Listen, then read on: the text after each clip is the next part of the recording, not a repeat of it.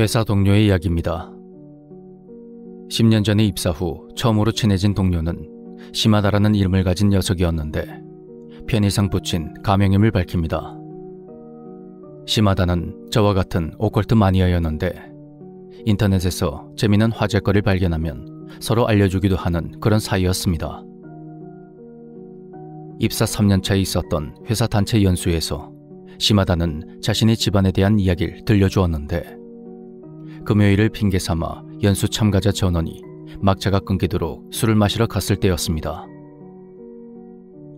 차가 끊기고 4차로 이어진 술자리에는 10명이 넘는 인원이 있었는데 어느새 서로 무서운 이야기를 하고 있더군요. 저와 시마다 외에도 오컬트를 좋아하던 녀석들이 있었는데 그때 시마다가 자신의 이야기를 털어놨습니다. 우리 집안은 아마 저주를 받았을 거야. 그게 무슨 말이야? 우리 가문에서는 뒤를 이을 아이가 태어나면 그와 동시에 반드시 우리 집안 쪽 부모가 죽어. 우리 아버지도 내가 태어나고 며칠 뒤에 돌아가셨어. 에이, 그냥 우연이겠지. 아버지도 할아버지도 증조 할아버지도 고조 할아버지도 전부 아이가 태어나고 일주일도 지나지 않아서 돌아가셨다고. 너는 그걸 어떻게 알게 된 거야? 반년 전에 돌아가신 할머니 유산 상속 문제로 호적 서류를 뒤지다가 우연히 알게 됐어. 그런 시마다의 이야기는 기묘했지만 다소 모호하기도 했습니다. 그건 무서운 이야기라고 하기엔 좀 어중간했는데 만약에 일부러 지어냈다고 보기에도 애매했습니다. 애초에 공포감 조성을 위해 이야기를 지어냈다면 조상 중에 누군가가 사람을 해쳐서 저주를 받았다든지 고향집이 저주를 받는 터라든지 그런 식이어야 할 텐데 말이죠.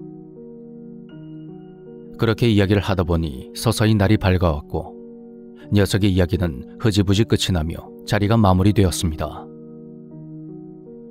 하지만 당사자인 시마다 입장에선 흐지부지 끝날 이야기가 아니었습니다. 그 후로 2년의 시간이 흘렀고 시마다의 이야기를 완전히 잊어버리고 있었을 때 그의 여자친구인 안자이가 상담을 부탁해 왔습니다. 안자이는 같은 회사의 1년 후배로 주로 저와 같이 프로젝트를 진행하곤 했는데 그렇다 보니 회사에서는 시마다보다 저와 대화할 때가 더 많았죠. 안자이는 어두운 표정으로 저에게 놀라운 이야기를 털어놨습니다. 선배, 저 사실 시마다 씨의 아이를 가졌어요. 뭐? 시마다도 알고 있는 거지?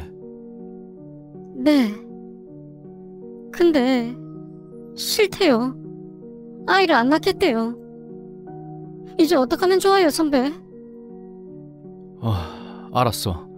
내가 시마다랑 얘기해볼게. 그녀의 이야기를 듣는데 문득 예전에 들었던 시마다의 집안에 대한 이야기가 떠올랐습니다. 차마 안자이에게 말할 수 없는 그런 이야기였죠. 다음날 저는 퇴근한 후 시마다와 함께 근처 술집으로 갔습니다. 오랜만에 한잔하자는 저의 제안이 내키지 않았는지 시마다의 얼굴은 창백하게 굳어 있었습니다.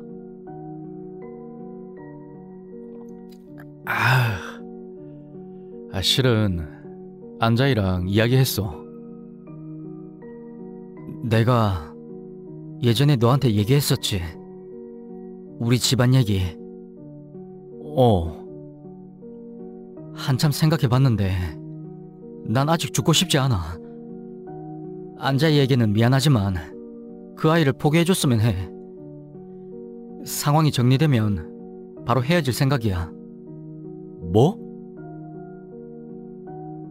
아무리 오컬트에 빠졌다지만 저는 시마다의 이야기를 전부 믿을 수 없었습니다. 녀석이 워낙 오컬트를 좋아하다 보니 분명 노이로제가 온 거라 생각했지만 그 자리에서 녀석을 자극하면 안 될 것 같았죠. 저는 업무나 취미 등 최대한 다른 소재로 이야기를 돌리며 녀석의 기분을 풀어주었고 우리는 안자이에게 뭐라고 말해야 할까 고민을 하다가 각자의 집으로 돌아갔습니다. 며칠 뒤 안자이가 시마다에 대해 물어왔지만 전 차마 사실대로 말할 수가 없었습니다. 저 안자이, 시마다가 노이로제가 심한 것 같아. 남자도 왜 메리지 블루가 있다잖아. 녀석이 지금 정신적으로 많이 힘들어 보이니까 일단 상황 봐서 가족들이랑 상담하는 게 어떨까? 그 후로 안자이는 다른 프로젝트를 맡으면서 자리를 옮겼고 시마다까지 다른 고객이 일로 바빠지며 서로 이야기할 틈이 없었습니다. 한 달이 지난 후에야 본사 건물에서 안자이를 마주쳤는데 그녀는 휴게실 의자에 앉아 고개를 푹 숙이고 있었습니다. 안자이. 아, 선배. 오랜만이에요. 그러게. 그동안 각자 너무 바빴어. 저 몸은 좀 어때? 시마다랑 얘긴 잘 된 거야? 아직 모르시는군요. 시마다 씨, 지금 의식불명으로 중태예요. 뭐? 왜? 무슨 사고라도 난 거야? 그이가 스스로 목숨을 끊으려고 했어요. 안자이의 말은 이랬습니다. 시마다는 날이 갈수록 정신적으로 불안해졌고 점점 안자이를 협박하는 것처럼 아이를 포기하라고 종용했다고 합니다. 그러다가 이내 정신을 차리고 사과를 했는데 그런 행동이 절정에 달하던 어느 날 자고 있던 안자이의 목을 조르기까지 했다는 겁니다. 잠에서 깬 그녀가 시마다의 손을 뿌리치려 하자 녀석은 그제서야 손을 거두었고 안자이는 집 밖으로 뛰쳐나갔다고 합니다. 경찰에 신고를 하거나 시마다를 병원에 데려가야 하나 고민하던 안자이는 너무 불안해 보이는 시마다를 방치할 수 없었고 결국 다시 그의 집으로 갔습니다. 현관문을 열고 어두컴컴한 방 안을 들여다보니 시마다가 방 한가운데 쓰러져 있었는데 아무 반응이 없더랍니다. 그를 붙잡고 흔들어 깨워도 미동조차 없었고 정신을 잃은 시마다의 옆에는 약병이 굴러다니고 있었다고 합니다. 곧바로 구급차를 불러 그를 병원으로 이송했지만 끝내 의식은 돌아오지 않았고 시마다는 중태에 빠진 상태로 병원에 있다고 했습니다.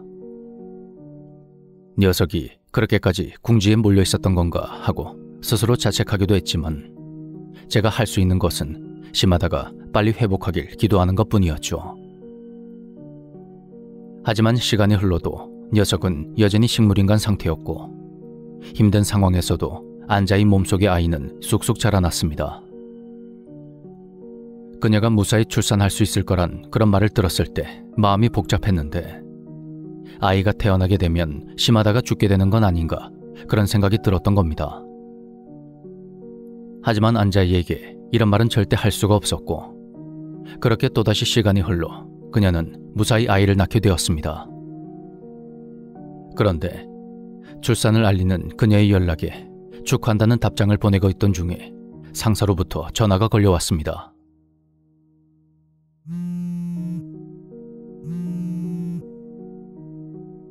예, 부장님. 저기 네 동기인 시마다 말이야. 방금 병원에서 사망했다고 하는데. 그날 이후로 4년의 시간이 흘렀습니다. 안자이는 출산 직후 바로 회사를 그만두고 육아에 전념하고 있습니다. 일전에 시마다의 어머니에게 아이의 아버지가 시마다라는 걸 알렸기 때문에 아이를 키우는 데 있어서 큰 문제는 없다고 했습니다.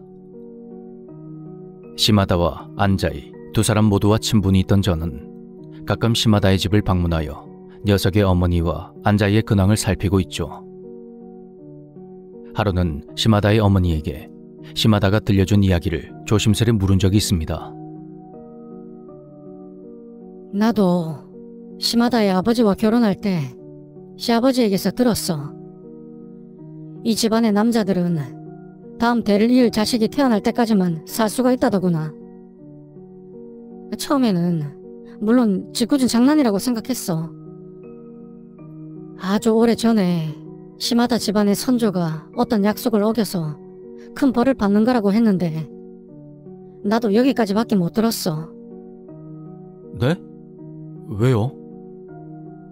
시마다가 태어난 순간에 시아버님이 돌아가셨거든. 어떤 이유로 이런 벌을 받는지 정확히 아는 집안 사람은 없어. 너무 지독하고 잔인한 형벌이고 저주지. 시마다가 저에게 다 하지 못한 이야기는 무엇이며 그 지독한 저주의 정체는 무엇일까요? 여전히 의문이지만 고인은 말이 없습니다.